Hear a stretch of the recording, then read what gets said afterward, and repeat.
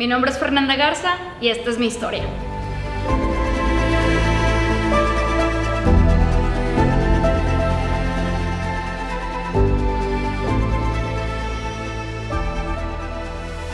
Yo soy de Monterrey, Nuevo León. Soy mujer cisgénero, lesbiana. Y yo me di cuenta que era parte de la comunidad LGBTIQ cuando tenía 12 años. Para mí fue como algo muy de niños. Yo tenía una vecina con la que siempre jugaba, pero pues yo jugaba cosas como vamos a ser dos mamás o vamos a casarnos tú y yo y cosas así, ¿no?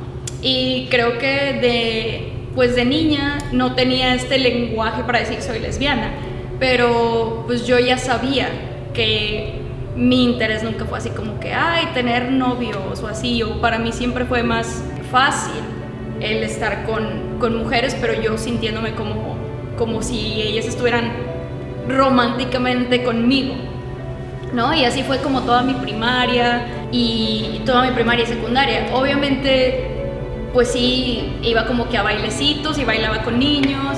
Sí tuve noviecitos así X en la secundaria, pero yo siempre supe que había como que algo dentro de mí que no era heterosexual, por así decirlo. Y bueno, ya que pasé la secundaria, la prepa, primero empecé como que a ser aliada de los derechos LGBT, y el crecer como que en un lugar así en Monterrey, en una sociedad tan conservadora, tan machista, tan misógina, pues sí, obviamente afectó mucho la parte de que yo pudiera sanamente y completamente expresar quién era. Porque también, pues yo soy la primera mujer, fui la primera nieta y soy la única mujer en toda mi familia, del lado de mi papá. Entonces había como mucha presión y expectativa por mí de crecer, tener un esposo, tener una carrera y luego pausar tu carrera para tener hijos y toda esta cosa que se espera de las mujeres regias, ¿no? Pasa ese tiempo y bueno, yo me convierto como en activista, en defender derechos LGBT, y de hecho mi familia y amigos me decían como de todas las causas, ¿no?, que hay en el mundo, como ¿por qué con los gays?, ¿no? ¿Por qué defiendes gays? Y para mí era una manera de poder estar en contacto con algo que yo necesitaba explorar acerca de mí. A los 18 años, cuando recién había pasado Año Nuevo, en el 2010, si no me equivoco, estábamos en mi casa, yo bajo las escaleras y directamente así le digo a mi papá, soy lesbiana. Y mi papá estaba tomando así su taza de café, ¿no? Mi papá es así, bueno, era así como un señor súper machista y súper misógino, ¿no? Y él no bajaba a los gays de jotos y ya. Tenía en ese entonces una amiga con la que siempre estaba, obviamente esa amiga era mi novia. Y yo le dije que bueno, estoy enamorada de una mujer, soy lesbiana y es algo que ya sé, que ya confirmé, que siempre he sabido y que simple y sencillamente pues es algo parte de mí. Y mi papá, pues siendo el macho regiomontano que era, incluso hasta tiró como que el café y dijo de que, o sea, es que no puede ser, tipo, esas personas no tienen familia, esas personas se mueren de VIH, esas personas nada más andan en la promiscuidad y son gente que no tiene futuro.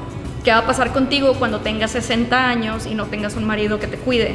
¿Qué va a pasar contigo cuando no tengas un hombre al lado tuyo que vea por ti cuando estés ya viejita, ¿no? Entonces dijo, no, yo no sé, yo no acepto esas cosas aquí. Y me dejó de hablar por 3 meses.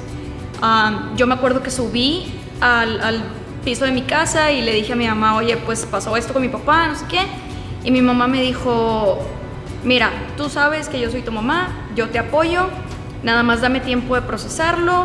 Y fue como un mensaje implícito de, ok, yo te apoyo, pero no hables nada de eso. O sea, no, que nadie sepa, o que, bueno, si eres tú, que sea algo tuyo y que nadie más lo tiene por qué saber o no tienes por qué andarlo expresando. Y creo que ese es uno de los miedos más grandes de las madres y padres de familia, que sienten que vamos a salir así como del closet y luego andarlo gritando así de que en cada esquina, y pienso que ellos piensan que va a ser contraproducente para nosotros, o sea, para nuestras vidas, para, no sé, alguien que quiera un trabajo en una empresa. Y bueno, fue entonces ahí como que esta parte del shock. Yo siempre he creído que para salir del closet con otras personas, primero tienes que salir del closet contigo misma.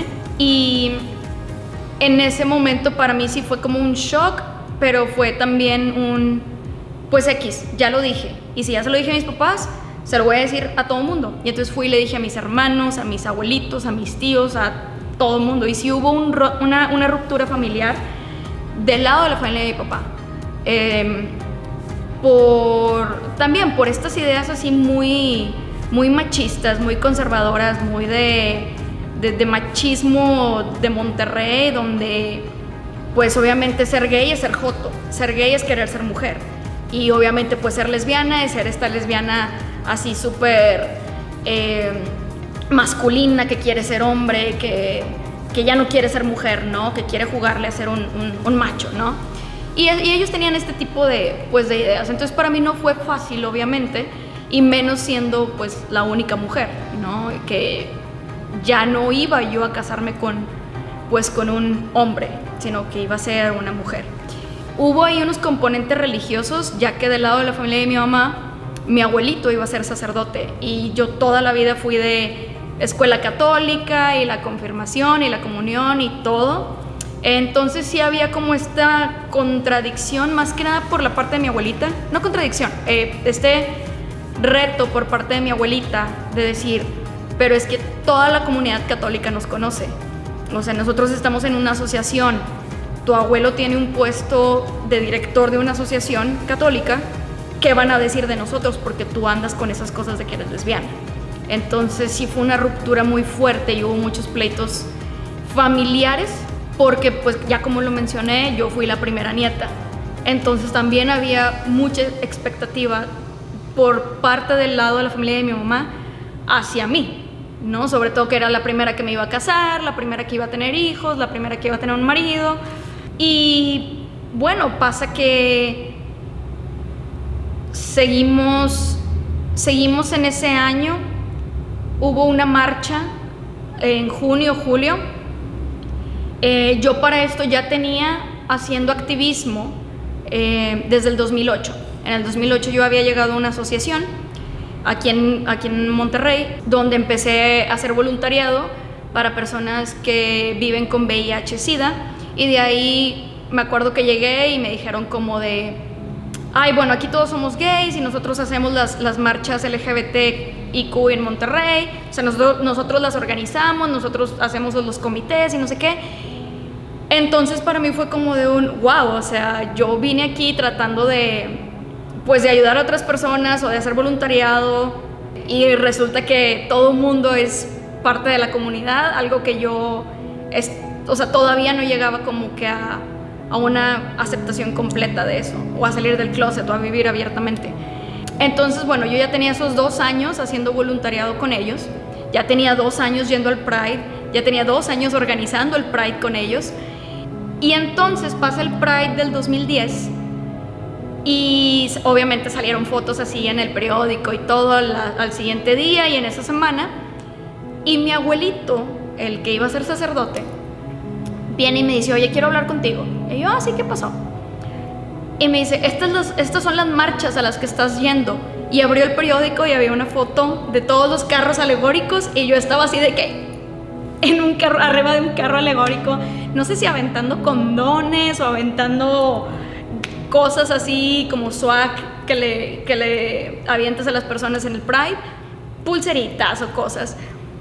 Y le dije, sí, pues sí, pues soy yo, ¿verdad? Y sí, esas son las marchas, o sea, estoy yendo a las marchas de la diversidad. Y me acuerdo que en ese momento pues para él también fue un shock, a pesar de que yo ya había pasado por este proceso de salir del closet.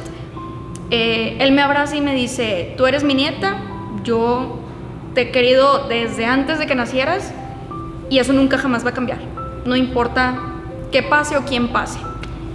Y esa creo que fue la primera muestra de como de wow, o sea, mi familia puede estar bien, porque pues era mi abuelito, el señor que, o sea, literal el director de la asociación, el que iba a ser sacerdote, y que me dijera de que tú eres mi nieta por sobre todas las cosas. Y para mí fue como, pues como muy vulnerable eso, ¿no? De ver que él sí me aceptaba y ver que mi papá era como de, no, o sea, estas personas no van a tener vida. Entonces, sí, eso pasó, y a partir de ahí en mi vida se dio un ciclo de muchísima depresión. Empecé a tener ansiedad, ataques de pánico. Había situaciones así muy fuertes, emocionales y psicológicas, a raíz de haber resentido todo este rompimiento familiar por ser LGBT. Bueno, entonces pasa toda esta situación, toda mi familia se enteran todos mis amigos, y lo primero que hice fue irme a cortar el pelo. Yo tenía como el pelo largo, chino y esto, y dije, esta ya no soy yo. Me corté todo el pelo y me hice una moja y me lo pinté color morado. Entonces, pues obviamente en mi familia también fue como una cosa de, ya se cortó el pelo, y lo siguiente es que ya se va a hacer una cirugía y se va a hacer hombre y bla, bla, bla. Cosas así muy despectivas. Entonces a raíz de eso yo empiezo, a pesar de que tenía como el apoyo de mis hermanos, que tenía el apoyo de mi abuelito, que mi mamá hasta cierta manera había dicho de que yo te apoyo y aquí estoy, pero que no entendía todavía ese tema. Mi mamá me hacía como muchas preguntas así de, pero es que ¿por qué? Pero es que ¿cuándo? Yo tuve una amiga que era lesbiana, pero luego ya se casó con un hombre, ¿no? Y como que ella tenía una idea de que, o sea, mujer con mujer, o sea, ¿cómo, no? O sea, ¿cómo puede pasar eso? Y para mi papá era una idea de, o sea, estos son jotos, ¿no? Son hombres que quieren ser mujeres, son jotos. Entonces, en las mujeres ni siquiera cabe ese espectro de ser LGBT, ¿no? O sea, lo que cabe son hombres que quieren ser mujeres. Entonces yo empiezo a tener ataques de pánico, ansiedad, depresión. Caí en una espiral muy feo en mi vida por alrededor de 4 años, donde terminé, o sea, medicada en el psiquiatra, donde yo me estaba haciendo daño a mí misma, donde para mí el hecho de lidiar con ser LGBT y con ser lesbiana, y el hecho de lidiar con haber roto una familia por eso, fue muy pesado para mí, ¿no? Y llegué a ir a platicar con estos padres que eran amigos de mi abuelito, y obviamente pues todos, yo esperando que me ayudaran como a asumirme dentro de mi familia, y más bien lo que hacían ellos era como esta parte de decir, bueno, o sea, es que yo ya casé a una niña que era así, yo ya casé a un niño que era así, no hay que pedirle a Dios que arregle este tipo de desviaciones. Y pues obviamente eso nunca me ayudó. Llega un momento donde yo estaba muy mal, emocional, psicológicamente, que entonces empecé a abusar del medicamento que me daba mi psiquiatra. Entonces sí me decía de que, bueno, te vas a tomar nada más la mitad del antidepresivo o la mitad de la pastilla o lo que sea. Yo empecé a abusar de ese medicamento, de donde me sentía mal, de donde sentía mucho dolor y de donde sentía mucho, mucho dolor interno, muchas cosas que no estaban resueltas en mí, que ya había yo puesto afuera hacia el mundo, pero que no, pues como que todavía no quedaban bien dentro de mi ser. Entonces llegó un día donde obviamente pues yo me salí de la escuela, me salí de mi trabajo, estaba en mi casa hundida en una depresión terrible, ya no estaba yendo a los voluntariados en esta organización, no me estaba juntando con nadie, me cerré totalmente y tuve un intento de suicidio. Me quise tirar de un puente en una de las avenidas principales de aquí de Monterrey, y de último momento no me atreví. Simplemente, o sea, me había bueno, esto es muy explícito, pero pues me había como cruzado de un lado al otro del puente y estaba como pues ya viendo todo ahí, ¿no? Y al último no me atreví, de alguna manera muy, no sé, rara o de energía de la vida y del universo, yo pensé que no era mi tiempo, o sea, no era mi tiempo, tal vez, no sé si de suicidarme, no sé si de morirme, pero no era mi tiempo, no era ese día. Y esa idea no se me fue de la cabeza, obviamente, pero sí le dije a mi mamá y sí le dije a mi papá. Y creo que ahí fue cuando para ellos ya se les como que prendió una alarma de que realmente estamos, o sea, realmente estamos, o hicimos algo mal, o estamos mal nosotros, o hay algo ahí que no está siendo hablado, ¿no? Y que no se está realmente reconociendo, que no se está reconociendo en nosotros, en nuestra familia. A partir de eso platicamos, yo regresé a hacer voluntariado y como que fue una parte de moverme paso a paso después de ese incidente. No fue una cosa de que, ay, bueno, ya hablamos como familia y al siguiente día todo está bien. No, sino que platicamos y como que poco a poco ellos empezaron a darme más apoyo, no por ser lesbiana, pero para que yo no volviera a cometer algo así. Obviamente pues me sacaron de los medicamentos del psiquiatra, tuve este periodo donde tenía que agarrar otras cosas, actividades para que estuviera un poco más estable mi vida. Regreso entonces a trabajar, regreso como a una, más o menos a una de las carreras universitarias de las que también me salí, y regreso al activismo.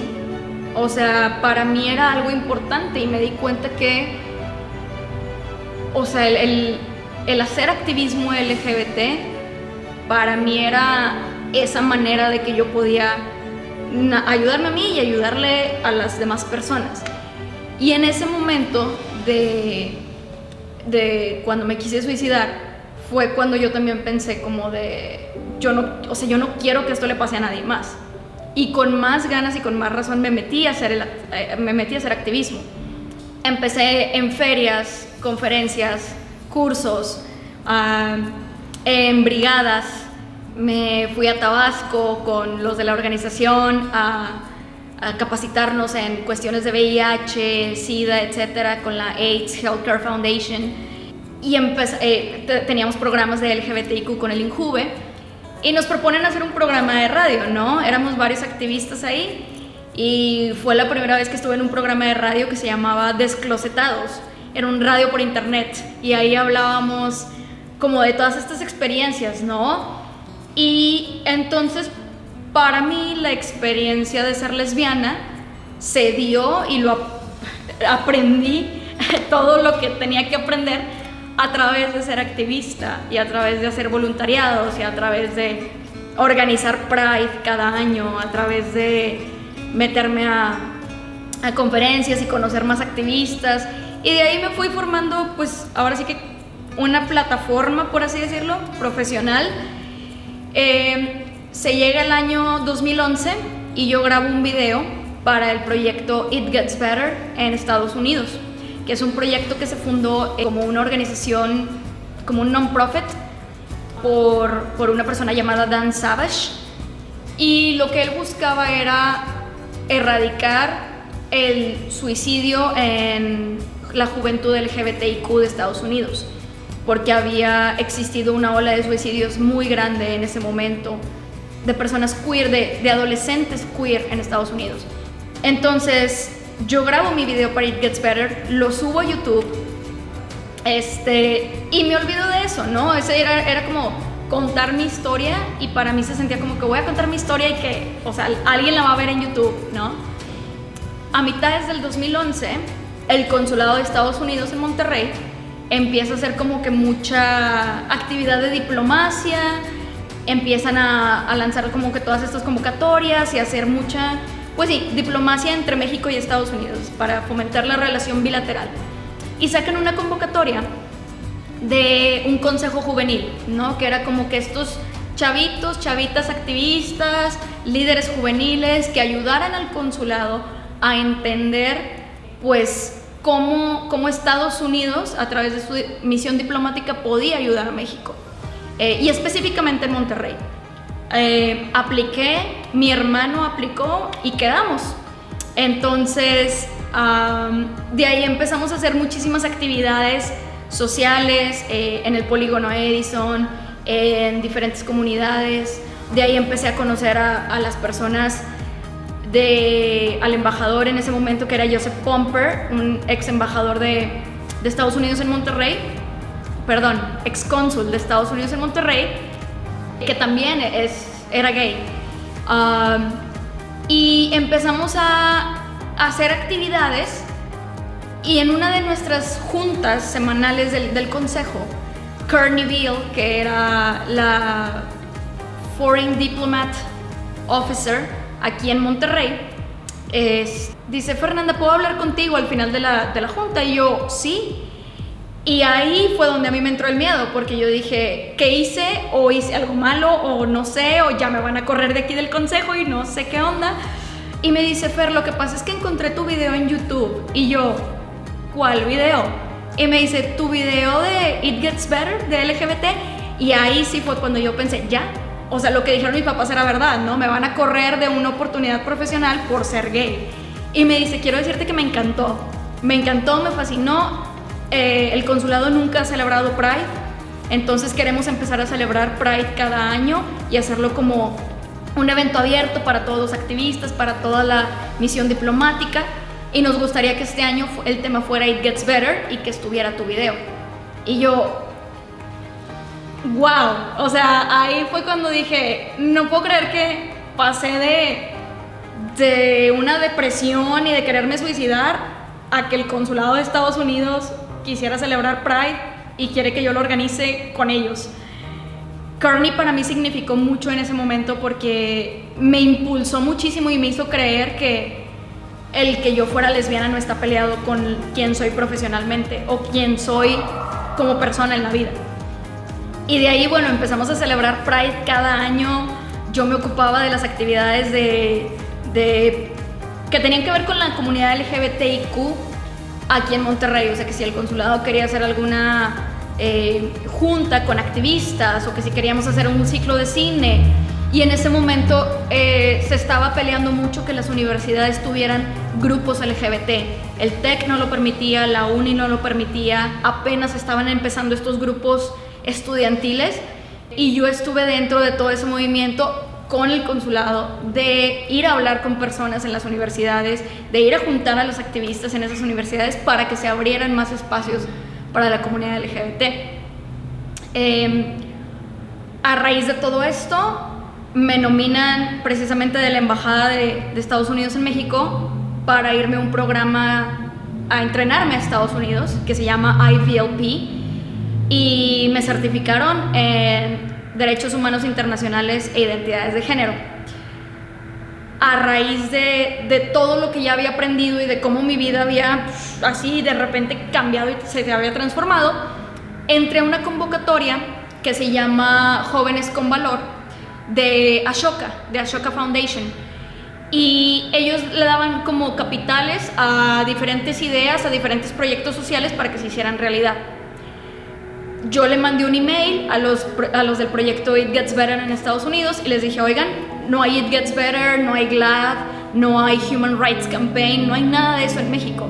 Yo quiero saber cómo me puedo traer It Gets Better aquí, porque It Gets Better me ayudó muchísimo. It Gets Better salvó mi vida de una manera en la que yo veía videos de YouTube y veía cómo un doctor, un artista, cómo los aliados en Estados Unidos se ponían ahí para contar sus historias de cómo lidiaron con estar con alguna persona LGBT o ser parte de esta comunidad. Y entonces de ahí me escribió It Gets Better, y bueno, larga historia corta, fundé una organización nacional aquí en México que se llama It Gets Better México. Empezamos nada más 2 personas en el 2013 como a incubarla, y se llamaba Todo Mejora Monterrey. Y para mí al principio era como que un proyecto de, bueno, vamos a hacer murales en Monterrey o vamos a hacer como algo artístico, que no sé, como un mural de arcoíris o murales que digan Love is Love o cosas así. Y después la organización fue creciendo. En el 2014 oficialmente la lanzamos y ya éramos 3 personas trabajando. Todavía seguía siendo Todo Mejora Monterrey, pero cuando vimos que nuestro alcance ya estaba siendo en otros países, que nos llegaban inbox al Facebook de que, oigan, estoy en Chihuahua, acabo de salir del closet, me corrieron de mi casa. Oigan, estoy en Oaxaca, mi familia no sabe, ellos quieren que me case o me quieren mandar a una terapia de conversión. Nos llegaron casos muy feos a Facebook, pero así inbox, como de personas, de chavos, de chavas, de gente que no sabía a quién más hablarle y que dieron por alguna razón con la página de Todo Mejora, se dieron cuenta que era parte del proyecto It Gets Better y nos hablan para, oigan, ¿cómo me pueden canalizar con alguien? Estoy en Baja California y me acaban de violentar en mi casa, física, emocionalmente, porque se dieron cuenta que soy gay. Crecimos mucho del 2014 al 2015 y la organización, bueno, le está yendo increíble. Yo ya no trabajo con ellos, pero me da muchísimo gusto ver que cuando un padre o una madre de familia, algún adolescente que esté teniendo retos con su sexualidad, busquen, y este era uno de mis principales propósitos con la organización, que cuando entren a algún buscador en internet y pongan gay en Monterrey, LGBT en Monterrey, lesbianas en Monterrey, lo que sea, no se encuentren estos videos de matanzas, estos videos de violencia, estos videos de estereotipos, estos videos así que denigran a una persona o que la hacen menos o que te hacen forjarte estereotipos de por qué la homosexualidad está mal, sino que vean historias de la vida real, que de eso se trata It Gets Better, que vean historias de la vida real, historias de personas que son doctores, ingenieros, abogados, celebridades, influencers, youtubers, y que digan, ¿sabes qué? O sea, yo tengo esperanza para mi vida, todo mejora, ¿no? It gets better. No importa lo que yo quiera hacer en la vida, y el hecho de que también sea gay, o sea lesbiana, o sea parte de la comunidad LGBTIQ, o sea, yo todavía tengo una oportunidad en la vida, y de que mi vida sea tan llenadora, tan exitosa, tan increíble como yo quiero que sea. Y bueno, de ahí hubo, pues obviamente durante estos años del 2008 hasta el 2017 que yo estuve con It Gets Better, pues cambiaron muchísimas cosas en Monterrey. Obviamente la escena y para la comunidad LGBTIQ generacionalmente ha cambiado, y han cambiado los activistas, y han cambiado los colectivos, y han cambiado las organizaciones que hemos pasado por toda esta parte de querer derechos para todas, todos y todes en Nuevo León. Y bueno, personalmente, pues mis papás cambiaron también muchísimo, toda mi familia cambió muchísimo a raíz también de ver de que me estaba yendo bien en mi trabajo, me estaba yendo bien en la escuela, el ver que ser lesbiana no estaba peleado ni estaba estereotipado contra ser profesionista o tener oportunidades en la vida, ¿no? Sobre todo después de que vieron que yo estaba teniendo un poco más de oportunidades para irme al extranjero y que estaba haciendo cosas con It Gets Better. Para ellos incluso fue como una cosa de seguridad. Y yo entiendo que no todas las personas tienen eso con sus papás. Es importante también entender que con los papás a veces no están rechazando a la persona por rechazarte a ti específicamente. Y obviamente uno siempre piensa, bueno, o sea, el amor hacia tus hijos hace que sobrepases cualquier cosa. Pero muchas veces, como hemos sido acostumbrados socialmente a reaccionar y hacer, y no nada más en cuestiones LGBT, lo podemos ver en cuestiones sociales en general en Nuevo León. ¿Qué pasa cuando nos quejamos del transporte público? o nos quejamos de las bicicletas, o nos quejamos de que va a haber un nuevo estadio, o del fútbol. Todos tenemos esta misma reacción regia, social, a diferentes cosas. Y mientras esa estructura social todavía siga muy cimentada, de que las personas LGBTIQ son jotos, son machorras, son tortillas, son personas que son menos que alguien heterosexual, y sobre todo con estos movimientos tan de libre expresión y de odio al mismo tiempo, como estos movimientos pro familia y estos movimientos que nada más buscan restringir derechos. Creo que es importante entender que a veces los papás y las mamás no reaccionan mal por nosotros, sino porque también ellos necesitan salir del closet después de que tú saliste del closet. Entonces siempre es importante hacerlo primero contigo y saber que cuando sales, a veces no es un espacio seguro para que salgas, y que si decides hacerlo, está la posibilidad de que te acepten y que súper bien todo, o está la posibilidad de que no te acepten y que te sientas que no tienes a nadie. Y a mí me gustaría tomar este espacio como para recordarles a las personas que vean esto que tienes una comunidad allá afuera. O sea, hay personas que te pueden ayudar, hay organizaciones, no nada más a nivel Nuevo León. O sea, México no se acaba en Nuevo León, hay muchos más lugares. Y si estás pensando en alguna situación como la que me pasó a mí, de decir, bueno, ya, o sea, mejor me voy a suicidar porque ya no me queda nada o ninguna opción, no es verdad. Te queda mucho en tu vida, sobre todo si tienes 15, 16, 17, 18, o estás en tus primeros 20, 21, y que sientes que, oye, me corrieron de mi casa, me tuve que salir, mis papás ya no me quieren, ya no me hablan, no podemos decirle a la familia de mi novio algo, o estoy escondido, soy como que la pareja escondida de mi novio o de mi novia. Todo mejora, tú mejoras, y las condiciones de vida mejoran, pero es paso a paso y es con tiempo y cuesta, y es algo que a veces no nos gusta aceptar porque queremos que ya mañana todo cambie a color arcoíris. Pero con el tiempo te das cuenta que ese tipo de retos te dan como una plataforma para forjarte y para ser una mejor persona y una mejor expresión de ti. Entonces, sí, pide ayuda y no estás solo, no estás sola. Esa es mi historia. Gracias.